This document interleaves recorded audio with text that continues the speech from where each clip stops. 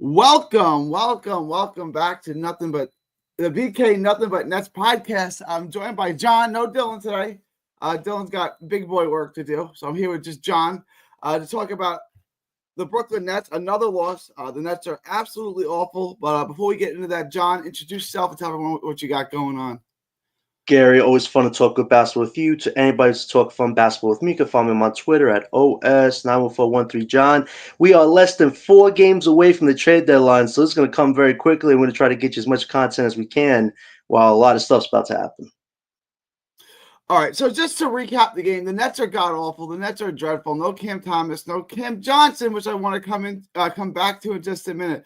But the Nets shoot 36% from the field and 27% from three. This is just like I said, 36% is just what we can expect now. It is what it is. What are your thoughts on this performance? And your overall thoughts on that's they can't score 100 points a game. They Right. literally can't score 100 points. Right, they can't score points, but for that first half, they were pretty competitive for that first half. Getting a lead, going to halftime. Seems like the pace and tempo, I guess, was better than some of the past games. But in that third or fourth quarter, they started to let the hands off the wheel and eventually just couldn't come back from it. But I think Jordy's proud of the effort. I think what Jordy wants to see during this remaining time period is, can these guys fight, be competitive, and try to get a lead here or there, even if the end result is probably a loss. As long as they're showing fight and some type of effort, I think he's going to enjoy that. It was unfortunate with the Clowney injury. Again, it seems like this season his development has been hampered by these left or right ankle twists, and this one last night looked really nasty. Had to be helped off the court, so he's probably going to be out maybe 3 to 4 weeks, a little longer depending on his recovery goes. But that's definitely a huge blow, especially to their three-point shooting. So that's going to be something.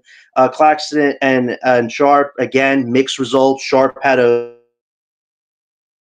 decent performance, 12 points, 10 rebounds, and Claxton had 6 points and 7 rebounds. At the end of the day, if we want to keep Day'Ron and maybe trade Claxton at the deadline or in the offseason, maybe. But if you trade Day'Ron, you eventually trade Claxton. For me personally, at the end of the day, I feel like we need to reset our whole center position. In a few years, I don't see either one of these guys being with us and ready to compete, just because we need a real center that can not only rebound and defend, but can score and not rely on a point guard to do most of the work for him. So besides that, it was just a lot of mixed results. Hey, Walmart guy, Toussaint Wuman, plus 10. Let me just you brought up the center. Let me address the center thing. Let me address the center thing. I'm going to do this every single game, and I've done it every single game since I said I'm going to do this every single game.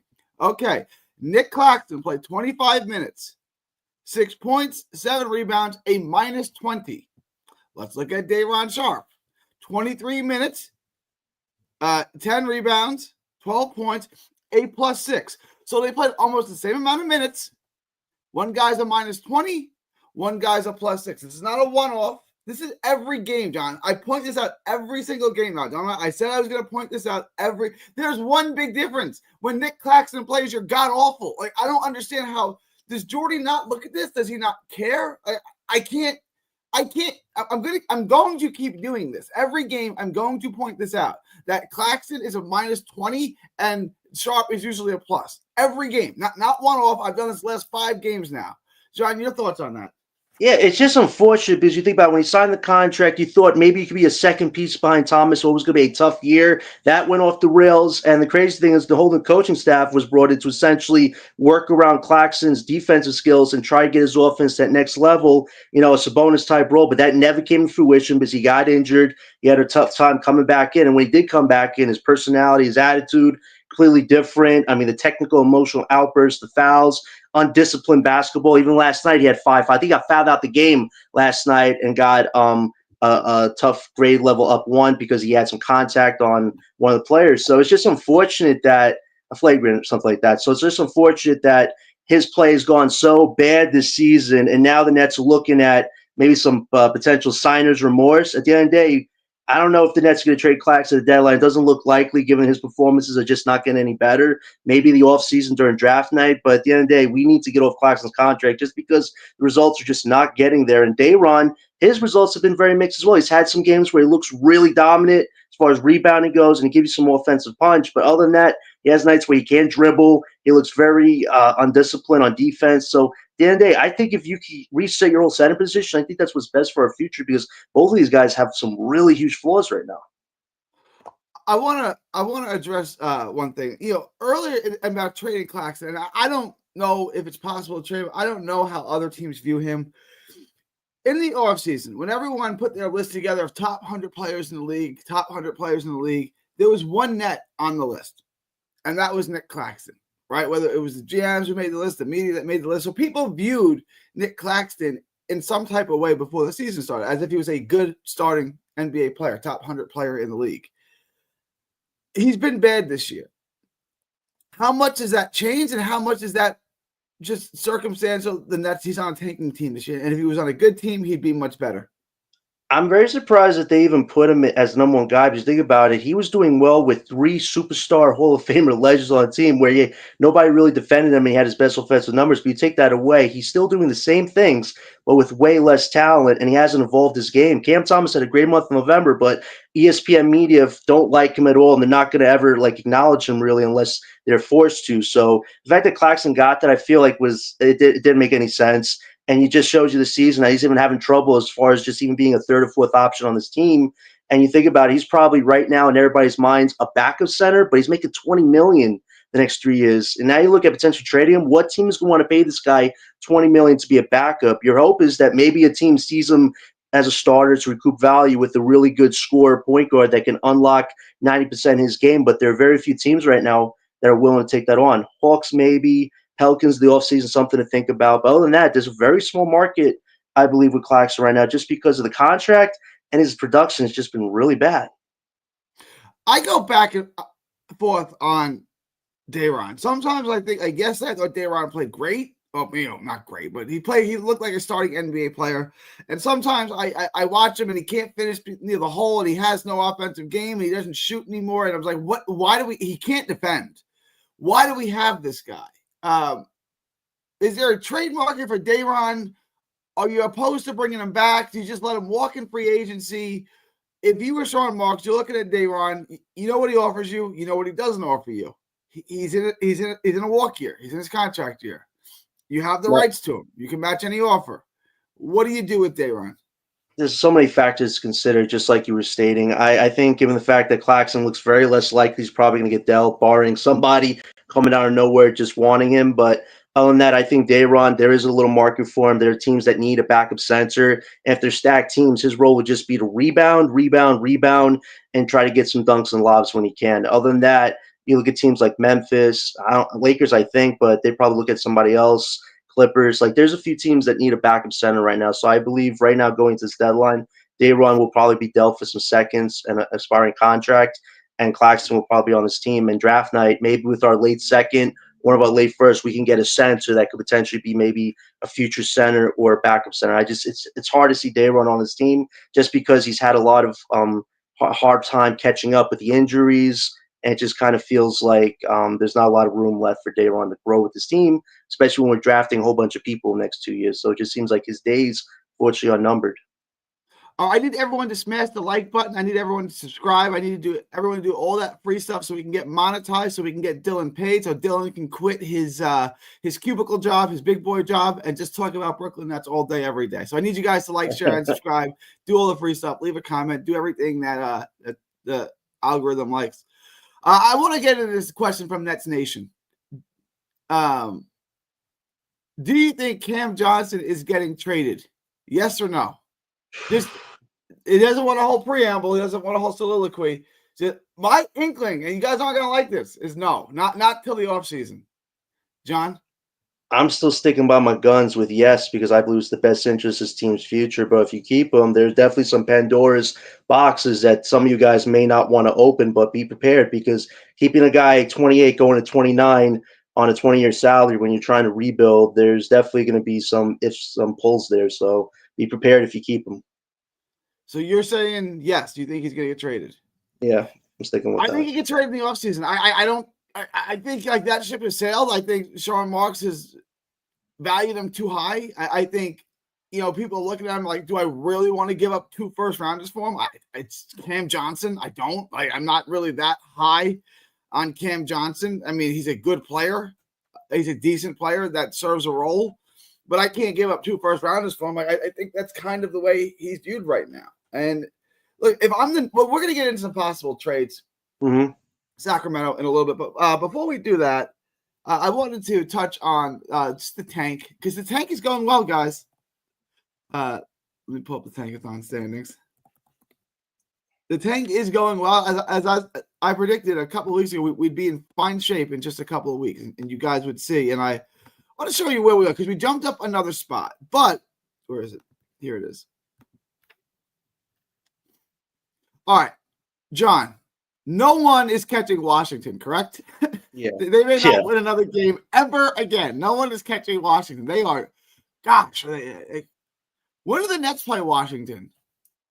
I think it's in a few games. We play them. We play them in the last game before the deadline Wednesday on a back-to-back. All right.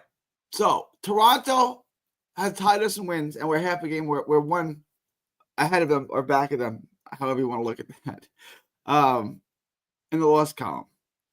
Charlotte's next. Charlotte's got 2 less losses and 2 less wins, so we're virtually tied with them, right? 2 less wins, 2 less losses. And then we're 2 behind New Orleans. 2 more wins, 2 less losses. So we're 2 games behind New Orleans. John, we're getting close to these teams. New Orleans going to pass us. Charlotte's going to pass us for sure. Charlotte's going to pass us within a day or two. We have a game with Charlotte as well coming up. The tank's going well, is it not? I mean, things are moving. Things are progressing rapidly with the tank, are they not? I'm just glad that things are lining up the way that I envisioned them, because when we started out with this 10, 12, winning run, it was just like, wow, Sean, are you really going off the rails again? And then the news came out that he kind of let Jordy do what he wanted that first month. And I'm like, Sean, we had a goal in mind. But thankfully, things have started to line up. Unfortunately, some guys got injured, but to the benefit of the long-term goals, it worked out with the record going as it is. And now we're facing the Hornets tomorrow, and that's a big game to not want to win. So I expect the Nets to put out an interesting lineup, and I know the Hornets will put out an interesting lineup too, especially with LaMelo hurting his ankle. Like, that's a big piece. So tomorrow's a huge game as far as the Tankathon goes. And for us right now, I'm looking at that 4th spot. I think if we're in the 4th spot, 3rd would be great. It would be a dream scenario, but that 4th spot, I believe, will get us in the top 5, no doubt, and we'll have a great shot at drafting a top prospect. But there's still a lot of work to be done. But thankfully, we're on the move, and there's about 35, 36 games left. So every game for the Nets right now is very important as far as these tank odds go. So like the pace we're at, but still a lot of work to do. Well, to be honest, I see New Orleans winning games. I'd worry. Yeah, I see New Orleans winning. I see. John, take this for a second. Take this over. Talk about the tank. I got to take this. All right. Good luck, Gary. To what Gary's saying, you look at the Pelicans right now. They were not supposed to be a tanky team, guys. They had Zion. They had Ingram. They had DeJounte Murray. They made these moves to have a good roster. And on paper, they probably one of the best rosters of the last few years. Unfortunately, they were just snake-bitten, destroyed by injuries. And now Zion has come back, and he's starting to show you what he can do. But personally, I think he's just trying to up his value because Zion doesn't want to be a Pelican. He fired his previous agency because he didn't want to be with them on draft night. He wants to be in New York. That didn't happen.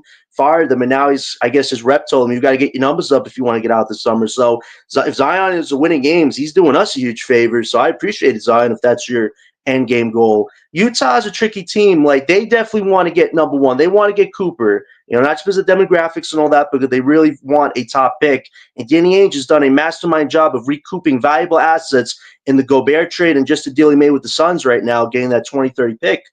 So they're in a great position. If they draft the top prospect in Cooper, they could definitely build something next few years. But other than that, yeah, I think we could get to the 3rd potentially. It'd be great for us. But just getting top 4, I think, is so great for this team's future right now, and we should be in top 5, no doubt. That is the top goal right now, is getting that top 5. The ultimate goal is to get top 3. So getting that 4th and maybe 3rd, I gotta like our odds at that point. But there's still so much work to be done.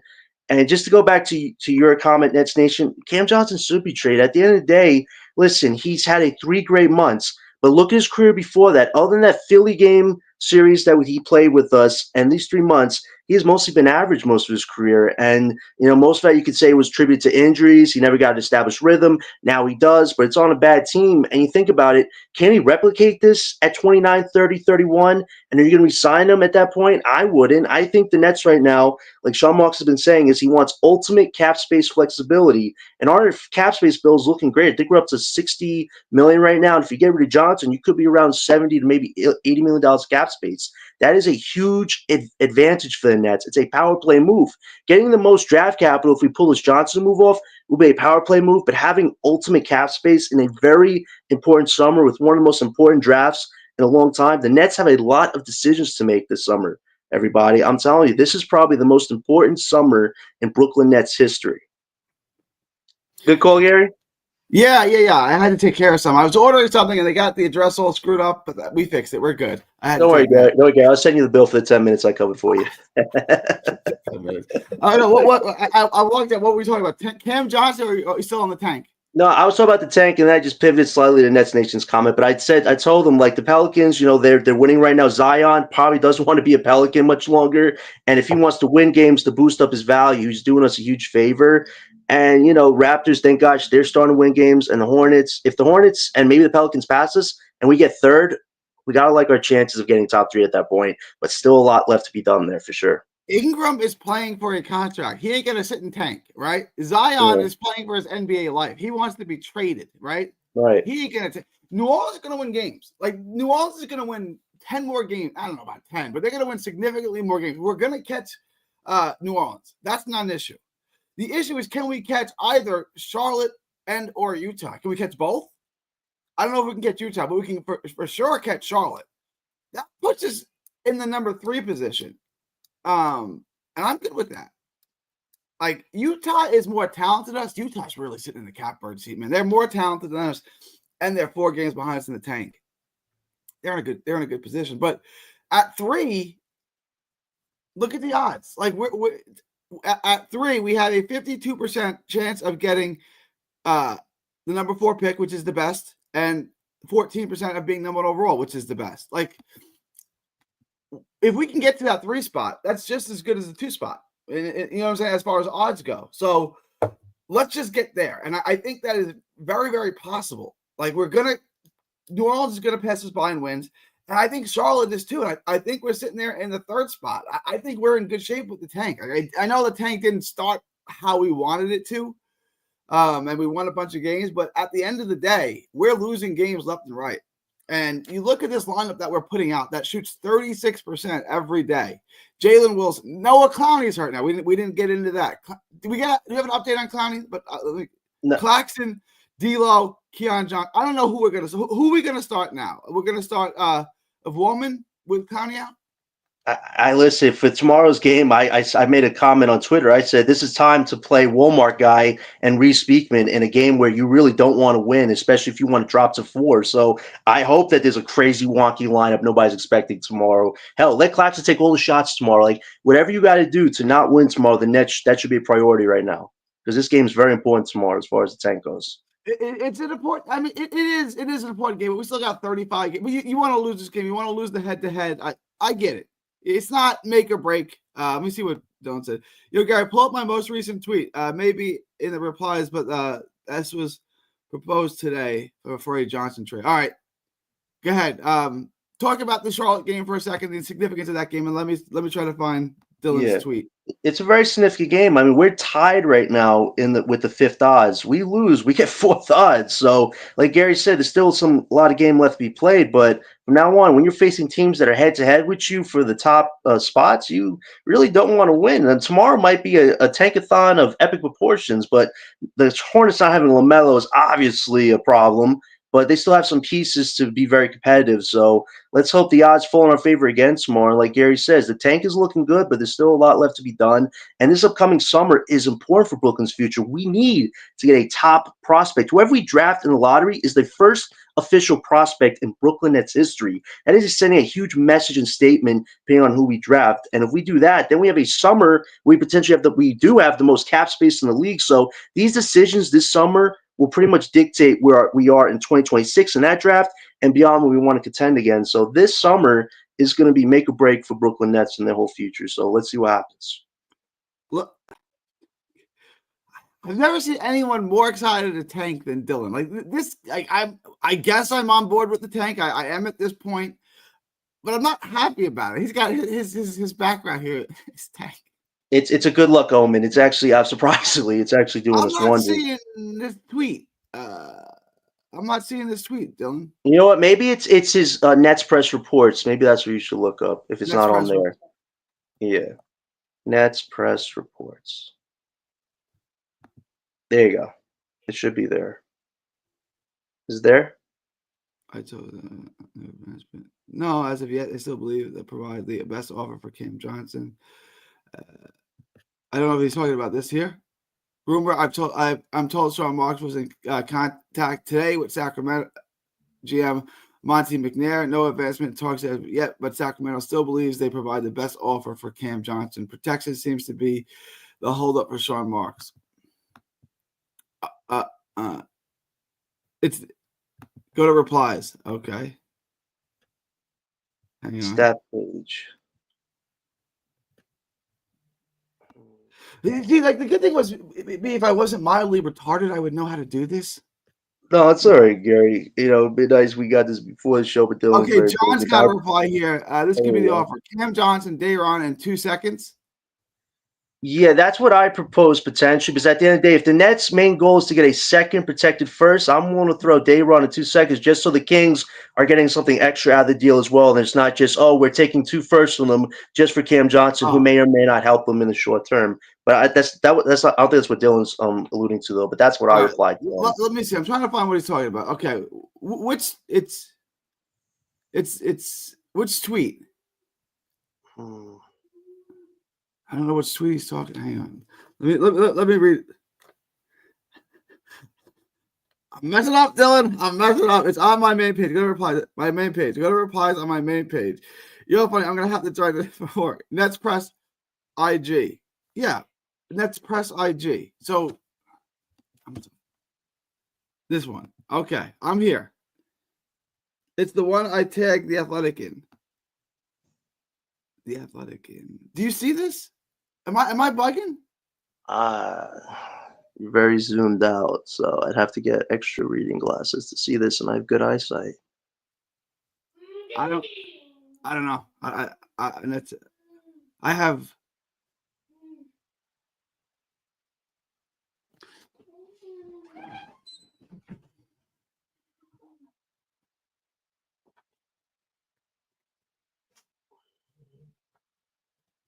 I'm with you. There's tweets. Do you understand what this means? There's tweets, replies, and media underneath with the amount of followers I have. Okay, hang on. Reply. Oh,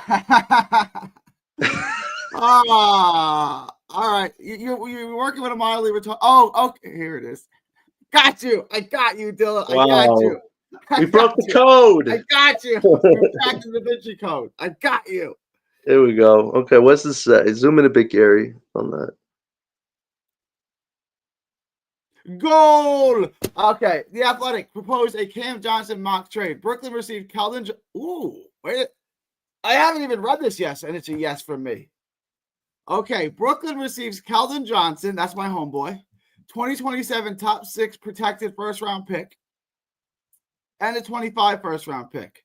Spurs receive Cam Johnson and the Knicks pick. 2025. Spurs have 2 firsts, both of which are lottery picks as of right now. Yeah. Yes, absolutely. My only question is, I know the Spurs have a little bit of cap space, but does this work salary-wise? I guess it does. I'm sure it does. I believe it does. You know what? It's ironic. I was talking with Breezy and some people a few days ago, and they brought up how the Spurs would be a great option for Johnson because they eventually want to get Wemby to a playoff, not just a play-in, because that'd be great for NBA ratings. It'd be great for his young career because he wants to win. So, you know, at the end of the day, the Spurs are a very interesting trade partner for us potentially. But the thing is, I don't know if they're going to do much this season. They're kind of out of a play-in right now by, I think, like 2 or 3 games. So if they made this move, the intention would be to get in the play-in or maybe a playoff next season. But if they want to do this deal, I like it. Getting Keldon Johnson, a contract that's not too heavy, and getting some extra draft picks for Cam Johnson, this is definitely a great deal for us. But will the Spurs actually make this move at the deadline when they're not going to win this season? They could try to make a late run for playing spot. Yeah, I don't know why they wouldn't try to make that late run for a playing spot. Plus, you got Cam Johnson for 2 more years. I think Keldon Johnson's a better player, but Cam is a better shooter. Right. So You're going to want to put shooters all around with Wemby. I think this trade Look, let me ask you this question. So if take away the if it's just a Cam Johnson for Keldon Johnson, we save some money, and then we get the 2027, 2025 first round pick, 2025. We get their lottery pick, and we give them the Knicks pick, right? So take away the 2027 pick. It's just Keldon Johnson and basically what amounts to a pick swap. We get their lottery pick, they get the Knicks pick. Do you still make? I still make that trade, right? Even if you take away the 2027 protected, just for Keldon and the 2025 first, I still make that trade. Right, but I even like the deal as a whole. But that 2025 lottery one, that is the winner here in this whole deal. Because you think about it, yeah, it's top 6 protected. But if we get 7 through 10, we could get Derek Queen. Imagine getting Dylan Harper, Ace Bale, and then getting Derek Queen by Day'Ron, by Claxton. At the end of the day, if there's any way for us in this draft to come out with a second top prospect, this deal would be it. So at the end of the day, the Spurs have their ultimate gem in Wemby, their superstar. They just need the depth pieces. So if they're willing to give us up that important lottery pick, we give them Cam Johnson and an extra pick on top of it. This is great business all around. And for us to come away with an ace or come away with an ace, Harper or Cooper, and then get a Derek Queen or maybe a Trey Johnson or somebody in this, you win the draft essentially. So I would be so down for this deal, but will the Spurs actually make it, even if there's a chance they probably don't do much this year, but there's a plan for the following? We'll see, but they are definitely a team that does make sense. I just don't see any connection right now from what I've not heard so far. If there were heavy, I know Keldon Johnson personally, I know him pretty well, and I was talking to him a couple of months ago, about this trade, and he said it was real. That he was not ready to move to New York, but like it was in his mind. Like and he said he didn't want to move to he didn't want to get traded to Brooklyn because he doesn't like New York City. But it was real. I talked to him about like those rumors were real. So and it was Cam Johnson for Keldon Johnson and then pieces, right? So if it was in his head and he knew about it, and in his head he's like, well, I may have to move to New York. That means that there was some truth to it. Right. I think San Antonio is a little bit ahead of schedule. What do you think, John? Do you think they're a little ahead of schedule? I definitely think they have a great shot more so next year to make a big breakthrough. I think there are a lot of teams right now scratching and clawing. The Suns obviously want to make the Jimmy Butler deal. The Kings are finally figuring out what they got going on. The Warriors, they're falling down a lot. I don't see them coming back into a playoff scenario. Maybe playing it with a late run, but still hard to see that. But yeah, the Spurs are like right behind them, and they could make up some serious ground if they get a piece that could really help them, like a Cam Johnson. But even if they don't win this year, they still have them under 2 years. So they have a chance next year to make some real headway and get into a play-in and let Wemby cook. So there's a lot of winning with them in this deal. But for us, there is huge winning in this deal, because to come away with 2 lottery picks, that's how you game changes. Because Gary's had some interesting points about if we don't get a top pick, do we really want to take a second year? But if you get 2 top prospects, you definitely have even more ammo to want to aim high in that 26th draft and then take over after that. So if this is a way to do it, let's make the move. This is a power play move right here if it did come to fruition. Agreed. I think this can get done. Like, I think there may be likes to this. Dylan, just in the comments, where would you rate amongst the possible trades? And we're going to get into the other possible trades. Where would you rank this Keldon Johnson trade? I like this a lot. You get a piece now, a young piece, which you can utilize, and another lottery pick. Where would you rank this trade? I like this trade quite a bit, Dylan. Your thoughts, just kind of put it in the comments real quick. Where would you rank this trade amongst the other possible suitors?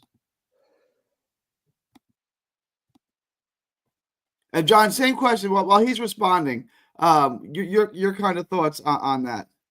I would say this is a top 2 deal right here, if I'm being honest with you, because at the end of the day, they're giving you a shot at a second lottery pick on top of your own lottery pick. So come away with 2 top prospects is what is a game-changing move for your franchise.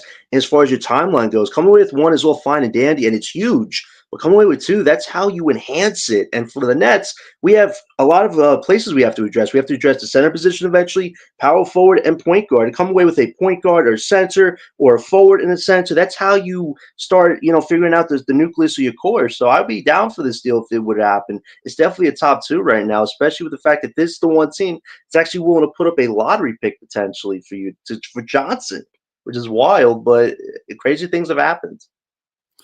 I would put this trade, right at the top of my list. I want to get into the other trades. Let's see. Let me see. This is by far, I would. This is by far my favorite too. Any world where we get a second lottery pick and a cheaper salary than CJ and a lightly protected future first. So this is.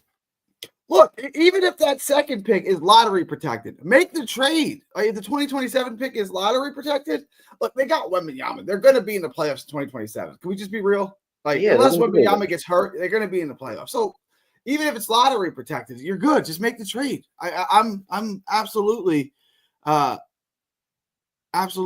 that.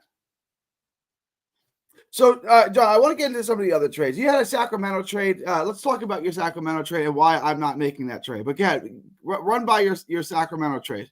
Yeah, as at the end of the day, what's holding up the Nets could be protections, but I believe the Nets, if they're not getting Devin Carter, they want a second pick. And if that's protected, okay, but how could we get the Kings to want to even make a second pick available? You would have to attach Daron Sharp, another guy who could be a backup next to Alex Lynn, give the Kings another option there because they need to get bigger as a team because they have allowed a lot of points. And the one thing Daron showing is he can rebound the ball a lot and give them a lot of offensive chances. And I would attach 2 second picks. At the end of the day, if they're going to give us 2 firsts, one unprotected and protected, we got to give them something to make them want to do it. Because if it's just Cam Johnson, they're going to say, we're just going to be the 1 pick. So how can we get that second pick? This is one route to do it, unless the Nets want to exchange one of their late Knicks firsts for potentially a second Kings first, which I don't think Marks wants to do. So if this is a way to potentially get that second first, I'm willing to make Daron in 2 seconds available so the Kings are getting something with Cam Johnson, potentially.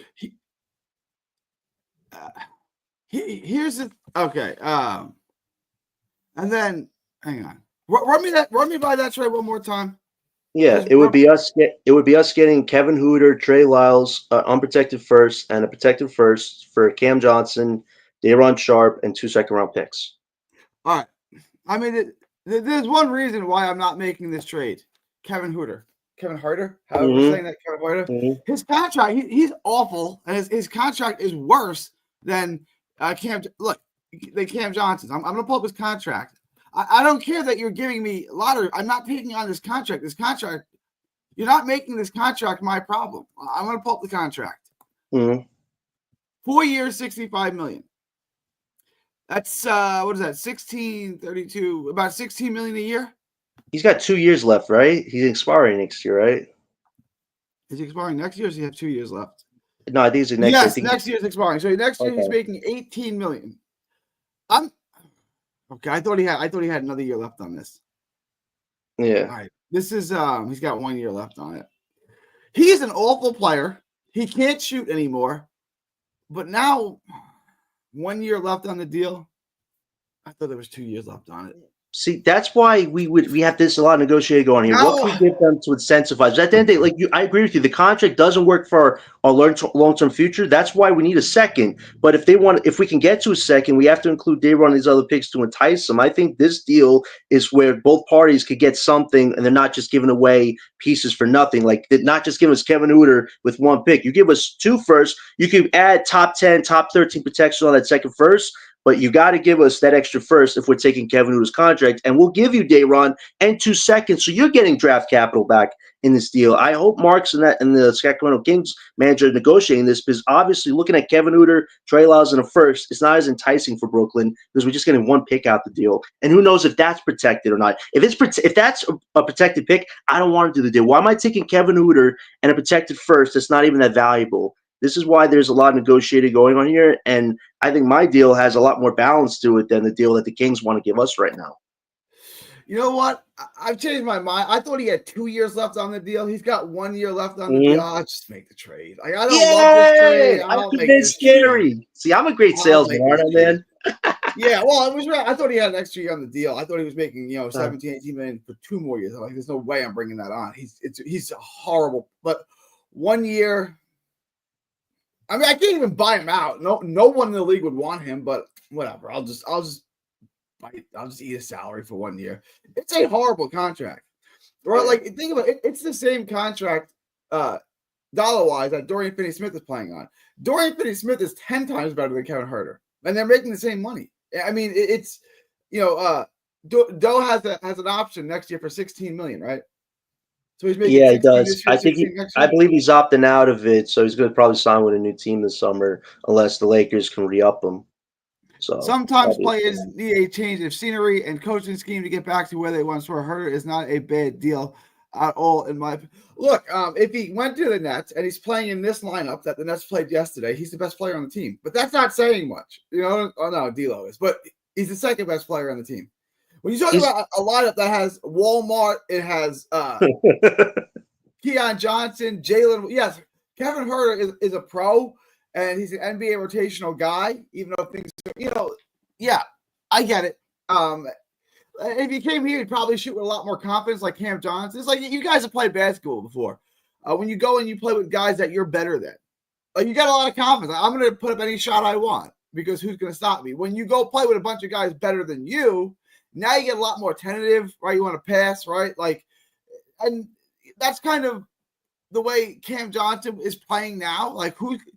If I'm going to take the shots, and there's nothing anyone else is going to say or do about it because you're Jalen Wilson. You don't get you don't get the opinion in my shot selection. Kevin Hoyter. I still don't know how to say his name. I call him Hooter. Yeah, it would be the same thing. He would get his shots and he can shoot with confidence and he would get green lights and he'd probably play a little better. I agree with that. See, if it's between Spurs and King deals, do you prefer a second lottery pick in this year or a future first from Sacramento that may be in the lottery? I prefer it this year. Yeah, same. I prefer this draft class. I prefer this year, but the Kings is also a trade chip for Fox. Give me the Orlando trade again. Not the Orlando trade. Give me the Cleveland trade. Yeah.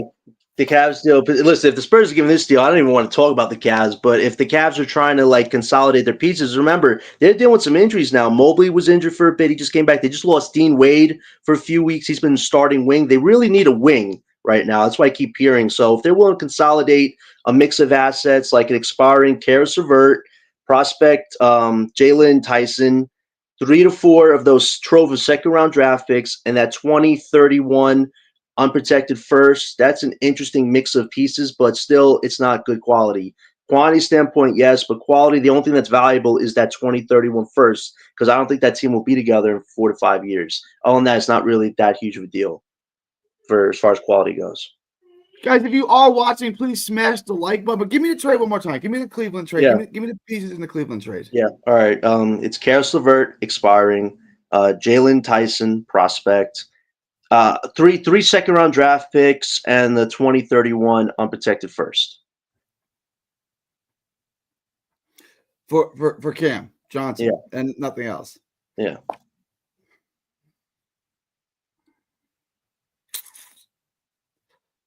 These contracts work, obviously, because you're bringing in Jalen Tyson. Right. I don't know much about Jalen Tyson. I don't know a whole lot.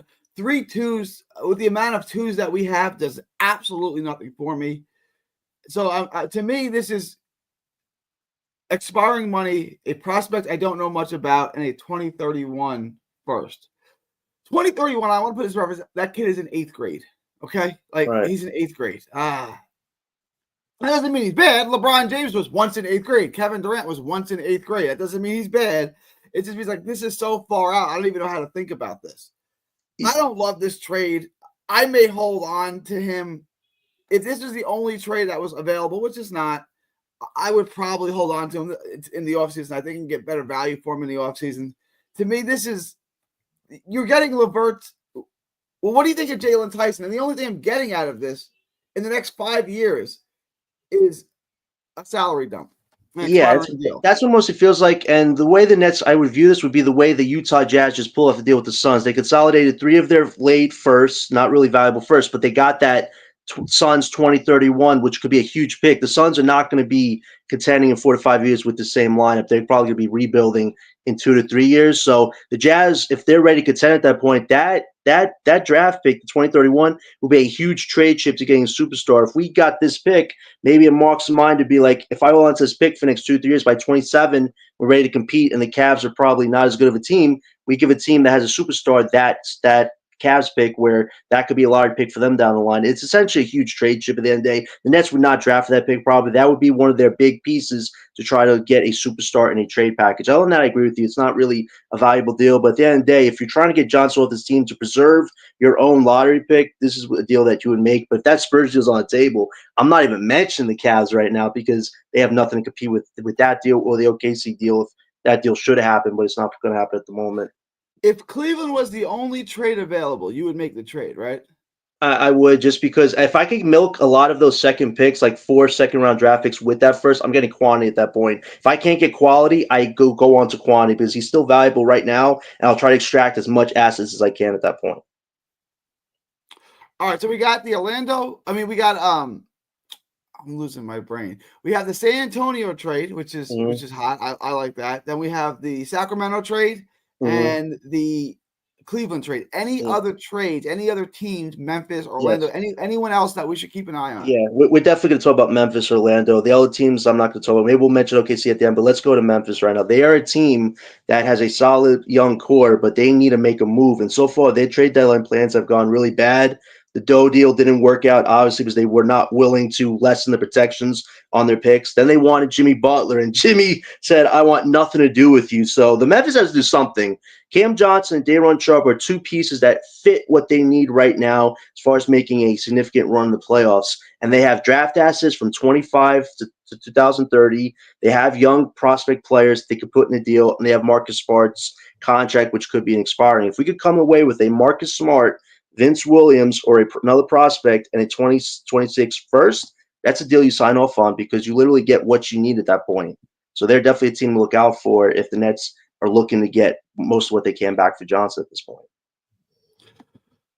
All right. Any other trades we need to look at, John? Yeah, Magic. Listen, the Magic lost again last night. They listen. They're getting some players back in Wagner and Paulo, but to lose to Miami, right? Yeah, it's true. To lose Miami, they're now what are they at right now? 7th or 8th? No, they're like 7th or 8th. They're in a play-in right now, I believe. Yeah, I think they're 7th and 8th right now. Like they're not supposed to be a play-in; they're supposed to be a playoff team, top 5, and now they're barely scraping by. And you think about it, they are a great match for Johnson. He's that extra piece that if he's not starting, he'll play off the bench and give you 17 points or something like that at his best. And that's huge. They need some offensive punch right now, and they need another backup. Ever since they lost Mo Wagner, they have been really inconsistent, and Day'Ron can give you rebounding. So one thing he's really great at. So he also makes them bigger as a team. So if we could pull off a deal with them where we could get Gary Harris, Cole Anthony, Jett Howard, and a 2025 or a 2026 first, that's the deal I'm willing to sign off on just because for sure. So we're going to give him Cam Johnson and Sharpe for basically Gary Harris, Cole Anthony, Jett Howard. I like Cole Anthony. I like Jett Howard. I think these are pieces that we can have. Like, I don't think these are pieces that we're just going to dump. I think these are pieces we can keep. So Howard, Cole Anthony, Harris, and then either a 20. I would prefer probably a 26. Probably a 26. I probably would prefer that anyway. Yeah, I would prefer the 2026 pick because I already got a ton of picks. Yeah, that's a really interesting trade. Cam Johnson, and I don't want to say goodbye to Day'Ron, but Day'Ron plays with my emotions too much. I like Day'Ron sometimes, and other times I watch, I'm like, God, this guy's awful. Like, get him off the court. Like, he can't finish. He can't catch the ball. Like, get him off the court. But I watched him yesterday. Like, oh, this guy's pretty good.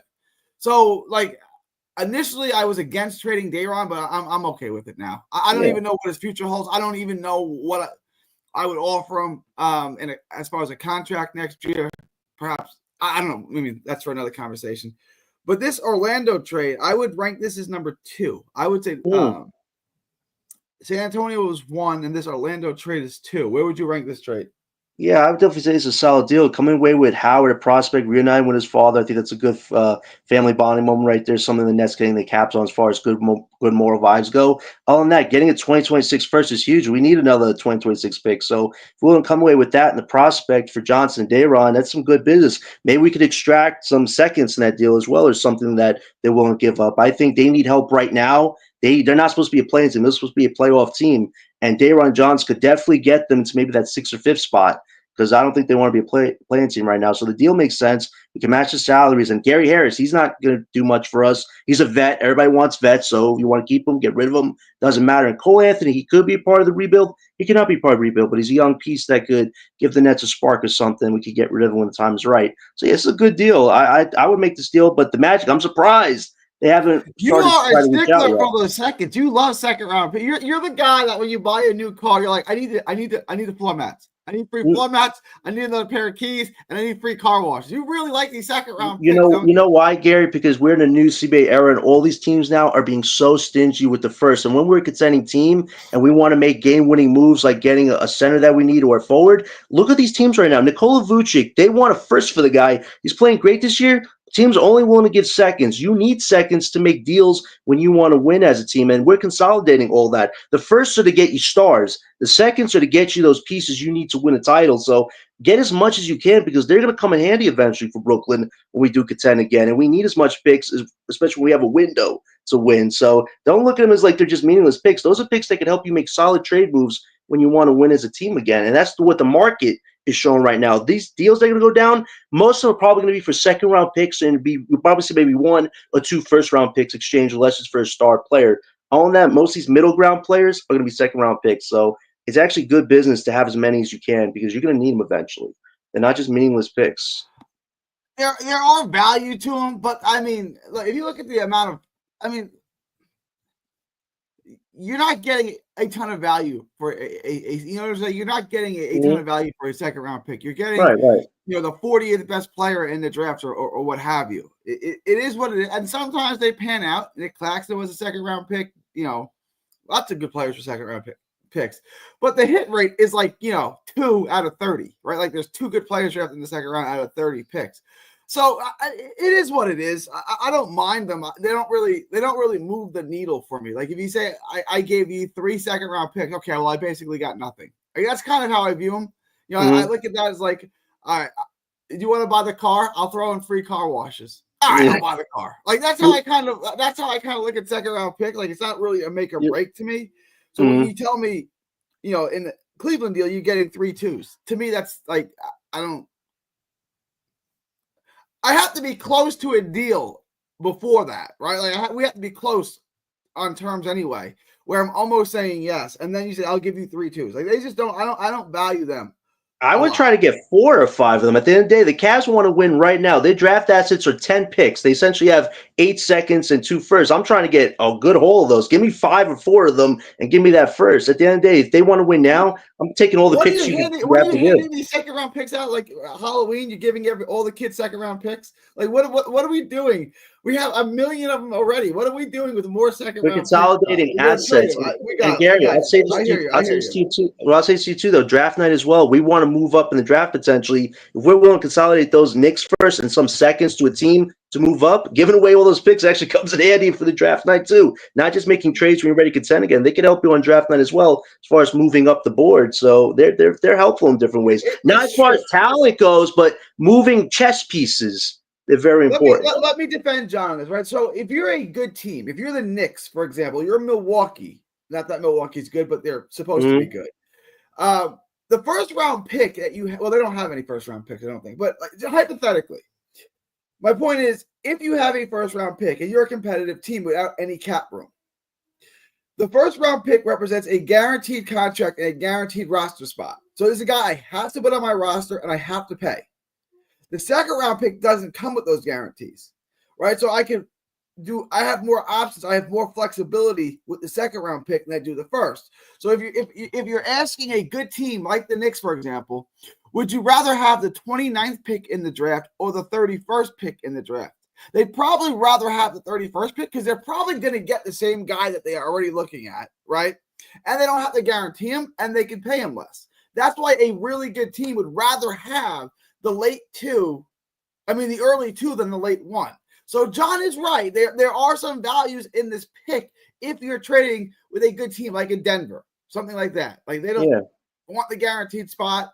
The money's an issue. Give me the 2 and I'll give you my 1. But give me 3 2s for my 1 and you guys can draft that 27 and we'll draft that 36, 41 and 43. I'd be willing to do that, right? Like it's there is value in trading second round picks. There is. John's not wrong about that. You know, if you just look at, I'm going to sit here and throw darts and hope I land on the next Joker or the next Draymond or the next Jalen Brunson or even Nick Claxton. It's like, that's probably not going to happen. But you can trade them together to get back to a late one pick. You can. So there's value to these picks for sure. Yeah. But as far as we cover most teams, OKC. Listen, if there's a huge smoke screen and they really want to do business on Cam Johnson, just wait until the last day. Okay, you got us. But if OKC doesn't make this deal for Johnson, do you guys really think Kenrich Williams and Ousmane Dieng are going to play main minutes? I feel like OKC has a golden opportunity to ensure they have a shot at winning a title this year. But Shea's playing out of his mind. They have great depth pieces. They're pretty much almost impenetrable as a team right now. They're just missing 3-point shooting. So if they don't make this deal for Johnson, I think it could bite the OKC in the butt if they don't make it. But they also have 4 picks in this year's draft. Remember trying to do these mock drafts, Gary? It's hard to do it OKC because they're pretty much their roster's full and they want to get a Con Knipple or somebody that a team could really use. It just feels like it's so unnecessary. Like if OKC wants to win a title this year, make the deal for Johnson. What have you got to lose? You're a title contender. You have a market. Gary, does anybody want to play in OKC right now? Cold-ass OKC? Probably not. You have a chance to win a title this year and say, hey, maybe it's good to be cold in OKC if you're winning. But if they don't win this year, what's the point of not making the move for Johnson? Like, you could have made it, but you thought, oh, hey, the roster's all good the way it is. You could still make it even better with Johnson. You're subtracting 2 contracts you don't need, 2 draft picks or 1 draft pick you don't need for a guy that could help you win a title now. But it seems like OKC is set because Kenrich Williams is good for the vibes. Vibes don't win titles. Players do.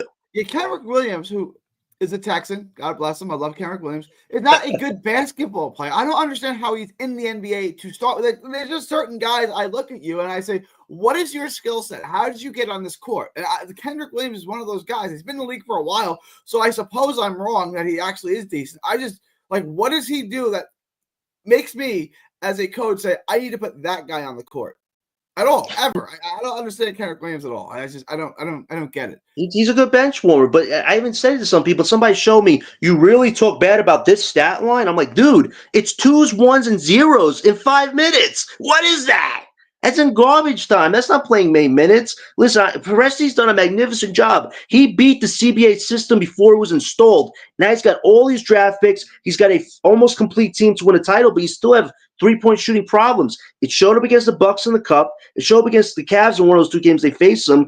OKC still has problems with the 3-point line. Isaiah Joe, he's a young guy. You got him under contract. Is he going to have the same type of 3-point production when the games really matter? Some of these guys, they may not step up to the plate. But at Cam Johnson, he's shown you in the playoffs he's consistent and he plays well like he did in the Phillies series. And he can shoot 3s for you. So I think OKC has a gold opportunity here to pull this out. But if they don't, it's a huge missed opportunity on their part. But if we get a deal done for Johnson before deadline, somebody else has a better offer, OKC, you missed out. You missed out.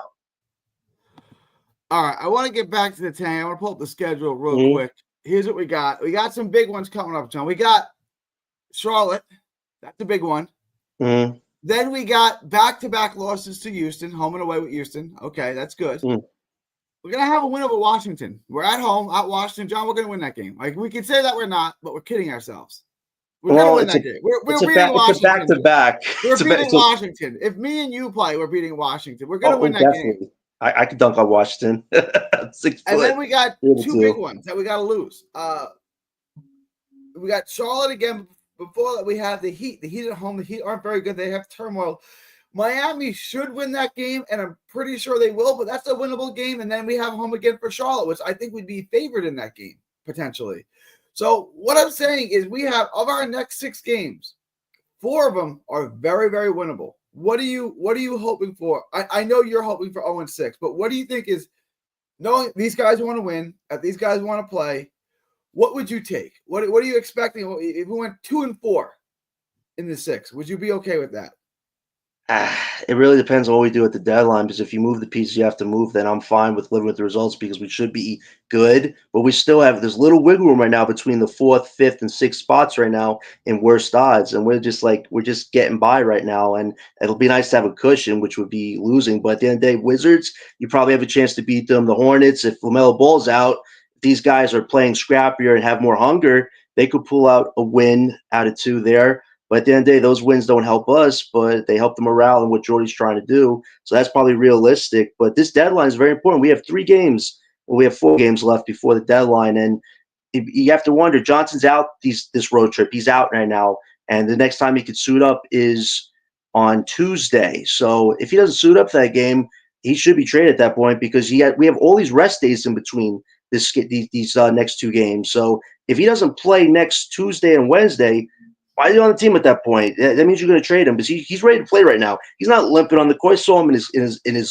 street clothes. He looks ready to play. So give me real quick these next 6 games: Charlotte, Houston, 2 at Charlotte, 2 at Houston, Washington, Miami. Not exactly murderer's row besides Houston. Give me your what do we do? 2-4, 1-5, 0-6, 3-3. I think 1-6 is what you want for the tank right now. 1-5. I'm going 1-6 right now. So it's 6 to 1-5. Yeah, right? It's 6 games, 1-5. Mm-hmm. I'm gonna say 2-4, and I think that's being not like. Look, there are bad games here. You got 2 home games. You got back-to-back with Charlotte. You got a home game with Charlotte. You got a home game with Washington. And you got a home game for the Heat. These are very, very, very winnable games, John. Like, they're very winnable. You know, I'm holding on to my 14-win though parlay game that I've had for like last 3 months. If they beat Washington, there it goes. But if I hold on to it, hey, I was right. But yeah, the Washington game looks very winnable. But what's the team going to be after that first game? You know, Jordan could sit half the guys. They're going to be all G Leaguers, and that could be interesting. G League on G League crime in a tank game. That should be a lot of fun. So yeah, I think that one's realistic. Go either way. The Hornets one, this game's important tomorrow. If we win that game, who knows? If we could go 3-4, maybe something like that, which is not good, but this team has shown you how scrappy they could be. And Jordy, this guy wants to win no matter what. That game yesterday was competitive till the end. So if there's a team out there that Jordy thinks he could beat, he's going to put out his best players. But these next 4 games are so important, especially that trade deadline. I hope we make some moves at this deadline. There's still work to be done. But if Marks doesn't, and Johnson's playing these games against the teams that are very bad, that could hurt us in our lottery odds. So protecting our lottery odds, getting the 4th worst or maybe 3rd worst, that's the goal right now, and we should keep to it. All right, I want to get into 2 things real quick. First, I still don't have an update on Noah Clowney. I don't know. I know it's an ankle injury. I don't know the severity of it or his status moving forward. So as soon as I hear anything, I will keep you guys updated on that. John, do you have any news on Noah Clowney's injury? No, it looked really nasty yesterday. It looked like his ankle, like he twisted it very badly, couldn't get up. They had to literally help him up, and he's probably going to be out for 3 to 4 weeks most, maybe even longer. An ankle sprain could be 1 game. It could be a month, right? Joe Harris sprained his ankle and missed basically the entire season. Right? I mean, it just depends on the severity of the ankle sprain, right? Like I sprained my ankle 3 weeks ago. I can still barely walk on it. Right, it is what it is. You know, sometimes you sprain your ankle, you turn your ankle, it hurts like hell for 5 hours, and then it's fine. Right? I don't know the severity of the ankle injury, but we'll keep you updated. Cam Johnson, they don't want to play him. To me, that tells me they're trading him. Are we going to see Cam Johnson again in a Nets uniform?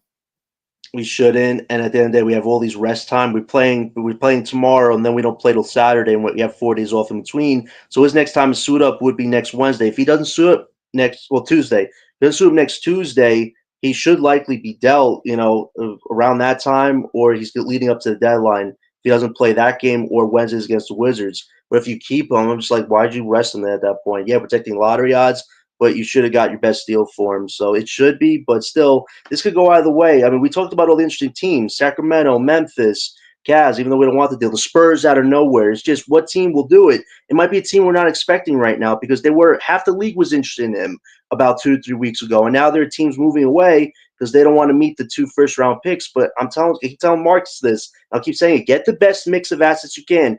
Get one unprotected, get a prospect, get some seconds, and move on. You could get a mix of assets. Getting 2 firsts, everybody would want that ideal world.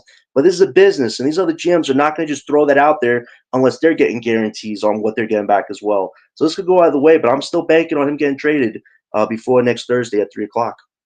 But will we see him again, or has he played his last game in a Brooklyn Nets uniform? I believe he has at this point. He should play right now, and he doesn't look injured at all. So he does not look injured. Should be living up to it. He does not. He's not limping or anything. He's walking.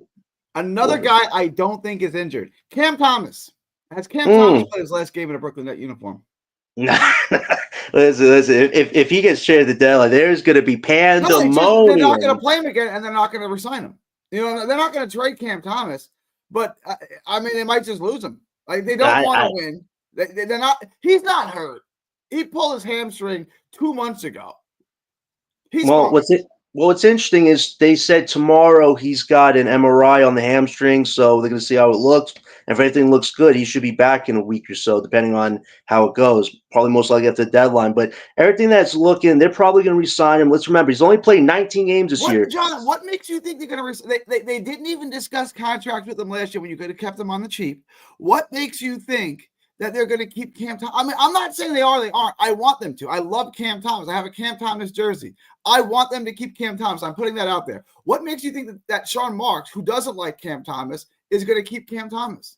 No, I see Marks potentially trading Thomas a year or two for a star when ready to contend again. That's where it feels like it's going, and it's unfortunate, but you probably have to re-sign him because you won't let him go for nothing. The only team that could sign him is the Wizards with $40 million, but does Thomas really going to play on an even worse team that's probably has an even longer time frame of getting back to contention? I think that's good for Thomas. Fit in there. I mean, Other than that, there are no other teams that are consolidating any cap space, so we're really in control. Marks is in control of this contract situation. He's probably going to re-sign Thomas to something around 100 mil. If it's anything less, that's a bargain, but I believe it's going to be around 100 million. And if the time is right and the Nets are ready to contend, unfortunately, his salary would probably have to be traded for his star in 2 to 3 years, something like that. It's unfortunate, but this is the way the business works. And Thomas has shown you he really likes working in Jordy's system. So I don't think he wants to leave that right now. His best results were coming with Jordy. So everything looks like he's going to get re-signed this summer. But as far as his future after this year, what makes you say that, John. I understand there's not a lot of teams out there that can sign him, but why does Sean Marks want to?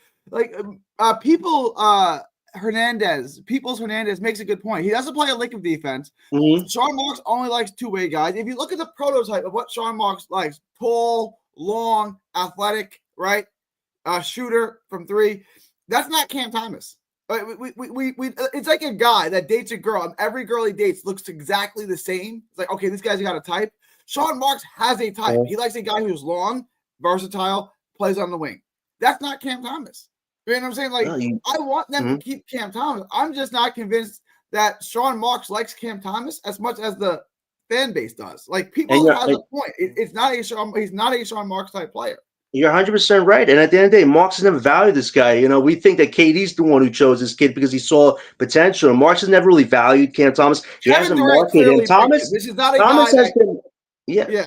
has been marketing himself with the Slam magazine this year, saying he's ready to be that guy. He went on Draymond's podcast saying, I got to embrace my own villain role, be my own guy, stop listening to the outside noise. And that's what he's done. And his best results will come in this year with Jordy. But like you said, anything could happen. But at this deadline, if you trade him, if it's just for one pick, the fan base is going to be causing hell, because the only way you should probably trade Thomas if you're getting 2 unprotected firsts and a protected first like Dylan proposed in that Pistons scenario. But if you trade Thomas standing a team for like a protected first, the fan base is going to be pissed because they love this kid. You know, you and me, we understand the business side of it. If Cam Thomas is in the way of getting a superstar, unfortunately, you have to cut ties. You know, and that's the sad thing about it. But we want to win a title. Getting the first title in Brooklyn matters to us. And if Cam Thomas is what gets you that with another superstar player, that's the route we got to go. But I don't think there's any rush right now at the moment to trade him. This summer, there's no game changer out there unless it's a Giannis, who we're probably not going after because we don't have the pieces. The Zion thing is very interesting because we have. I don't know that we don't have the pieces. Like, when you have the draft capital that we have, and I give you Cam Johnson, I give you Nick Claxton and Matt Salvador. I just give you Cam Johnson. I don't even know if I can push Nick Claxton on people this morning, but I can give you Cam Johnson. I can give you Cam Thomas. I'll just re-sign Cam Thomas. I can give you that, and I can give you 5 picks. Actually, I think we have the draft capital for Giannis. Yeah, I can give you Clowney too. I don't want to give you Clowney because I think that's a great piece. But if a team is demanding Clowney in that trade, okay, I'll give you Clowney. I mean, I think we have the pieces to land them. Yeah, we do, but at the end of the day, where the depth piece is going to be, this market doesn't look that good this summer. We're basically going to be Milwaukee. We're going to be, we'll have some cap space, right? Because if we get this, we're getting rid of Cam Johnson. We're getting probably rid of Cam Thomas, so we're going to clear up cap space. We're going to have some cap space, but you're going to spend that on veterans, right? Old guys. And you're basically, the Nets will be what Milwaukee is now, which is a 5 seed, a 4 seed, maybe. Maybe you get out of the first, but it opens up a window for you where now you can start to compete. But you've traded your picks, and you and Sean Marks used his cap space to get DeAndre Bembry and Patty Mills and Blake Griffin 2.0. That was That was Yeah. so bad. But like you said, if you do that move, you're probably not winning next year. But 2026, that's when there could be a lot of good free agents out there. And you could pair somebody with Giannis, Ace, Harper, Cooper Webb, whichever the three you draft. And if Thomas still on team, you have to choose between Thomas and Clowney. I would want to get rid of Clowney because you need the offensive firepower. I like Clowney, but you've seen it right now. He's not at that level yet. So if you had to make the move for Giannis, I'd offer Clowney up before Thomas just because I need the firepower. And if we do trade Thomas for even a bigger piece down the road, I think that's better keeping Thomas over Clowney. So it could happen, but I think that makes your window even a little smaller because if we're not built to be Boston, it's almost like why do it? But you bring up some interesting points, Gary. Thomas's future is not set in stone. Even if he gets re-signed this summer, his future is not set in stone. It's really around 2026 off-season 2027 we have to make these big decisions. Who is part of the core, who's part of the nucleus, and who's unfortunately in the way of getting towards that. So I think Thomas's future is not set in stone even if he gets re-signed, but it'll be interesting to see how it all transpires because he should have been playing a lot this season, and unfortunately injuries came in the way. Now he's probably settled for a contract that he thinks he's worth more. So I think it's going to be interesting to see how his career with Brooklyn goes, but it's definitely not set in stone right now where he's going to be on his team in 2 to 3 years or long term. It's really going to be up for grabs and what Marks wants to do about it. I want to address something real quick. Mm-hmm. Oh, who's your friend? This is Cannoli. This is Cannoli. Cannoli. I love Cannoli. Look, Sean Marks may be able to pull a rabbit out of his hat. This is an excellent. This is not a players-friendly free agency class, right? No one has any money besides the Nets. Cam Thomas plays for the Nets. If Sean Marks just says, I'm not going to offer you a contract, I'm just going to match what anyone else offers you. No one else has any money to offer him. So if someone offers him 20 to 25 million a year for 3 years, that's all the cap space they have, Marks can easily match that, right? And that's all he has to do. The Nets may be able to keep Cam Thomas for a lot cheaper than we would have expected. Right. Once he does that, now he's a great trade piece because now he's on a great contract. I can keep Cam Thomas, I can underpay Cam Thomas, and now I can throw a future all-star, a top 10 scorer in the league probably. I can just throw him in a trade, and he's undervalued. He becomes a great trade piece. Right. So, even if Cam Thomas stays with the Nets, like John says, that probably just makes him an interesting piece to trade for a superstar. Right. I wouldn't just say Thomas, I'm just being real. I wouldn't even say Thomas.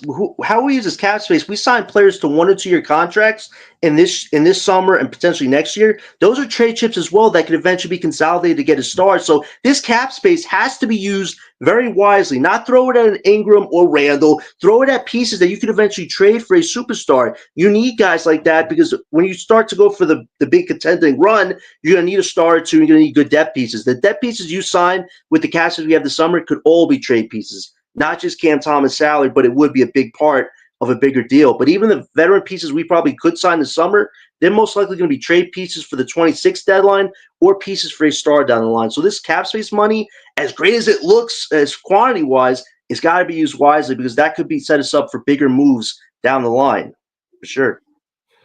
That's really it. The last thing I wanted to kind of add is that the piece to me that makes the most sense, and this is going to be extremely unpopular and everyone's going to hate me, is Zion. You can get Zion for cheap. You have the cap to keep him. His contract, $40 million a year if he plays, is actually a very good contract. $40 million a year is what OG makes, right? $40 million a year is what Kuminga's going to roughly get. So $40 million a year for Zion is really not a bad contract.